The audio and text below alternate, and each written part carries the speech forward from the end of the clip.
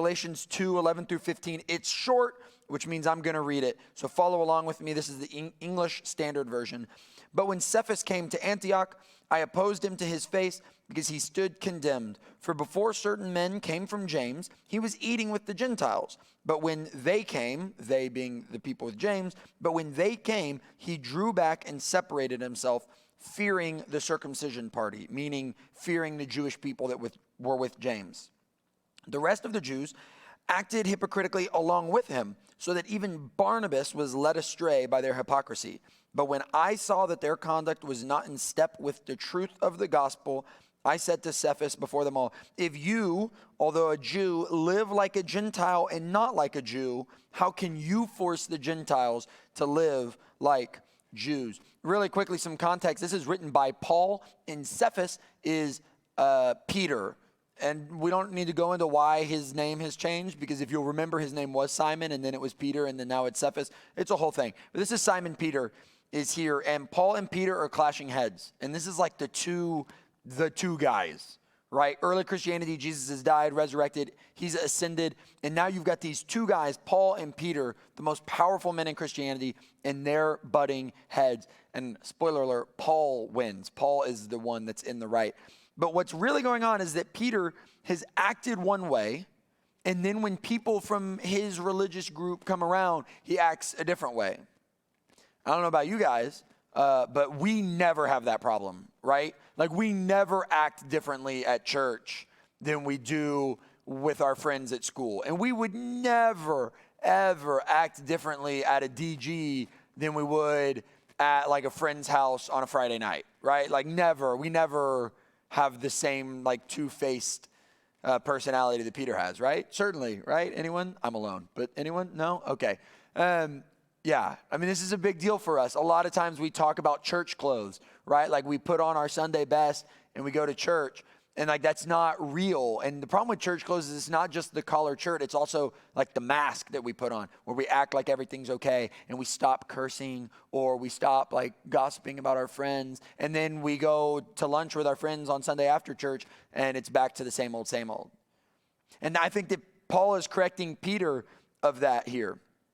Another thing that he's correcting is not only are you two-faced, but you're holding people to an expectation that you're not keeping.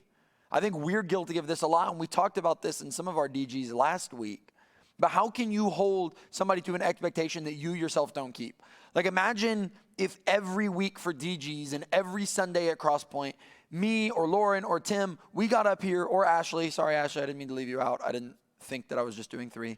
If one of the four of us stood up here and we just said, you know what? You guys have got to read your Bible every morning. It's the most important thing. You got to wake up in the morning. You got to read your Bible. And then we went on a mission trip or something, or you just like came to my house and you realized I never read my Bible. Like, I never read it. That would be crazy for me to stand here and tell you to read your Bible, and for me to never, like, I haven't touched my Bible in months. That would be insane. That would be crazy. That's not how we act as Christians. We don't hold people to a standard that we don't keep. We hold people to our standard, and when they fail, we forgive them. And sometimes we got to hold them accountable to correction, but then we forgive, much in the same way that when we fall, we want people to pick us back up and then forgive us. And kind of the final thing that I see here, and this is a big one, I'm actually going to jump back into the text. Look at the way Paul speaks about this in verse 14. But when I saw that their conduct was not in step with the truth of the gospel, when I saw that they didn't understand the gospel, with my eyes, I could see what they believed. And this is the thing that we talk about, right? Like, we get into this conversation of faith and works, and it can get a little tricky, and we're not going to dive into all of that right now. But I just want you to ask yourself this serious question. If somebody were to watch you for a week, if somebody were to follow you around with like a documentary camera crew, just like tracking every movement of your life for a week or a month, maybe even just a day, would they be able to look at you and say, oh, that guy's different. That guy is definitely following in the truth of the gospel. That girl, oh, she's definitely a Christian. Look at the way she lives. I think for some of us, the answer is yes. They'd be like, wow, yeah, that person's different. I think for some of us, the answer is no. If people followed us around for a day or a week or a month, they wouldn't see any difference between us and our classmates who are Jewish or atheist or Muslim or agnostic. And that's tough. And I think that just the way that Paul is coming to Peter and saying, hey, I can see that you're not living as a Christian. You're not living the truth of the gospel. I think Paul is coming to you and to me and saying, hey, if I were to be watching you, would I see the truth of the gospel lived out? So we kind of have these three things. These are the three big things that stuck out to me. This like two-faced duplicity of Peter, as well as him holding people to the standard that he is failing to keep. And then finally, this idea that we can see the gospel lived out in our lives. Those are the first three things that I saw. I hope y'all talk about those. I also want you to get into the text yourself.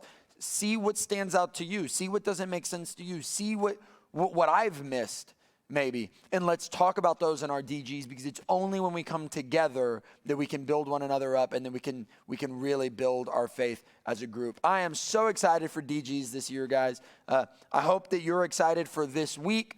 I'll see you on Wednesday night. Peace.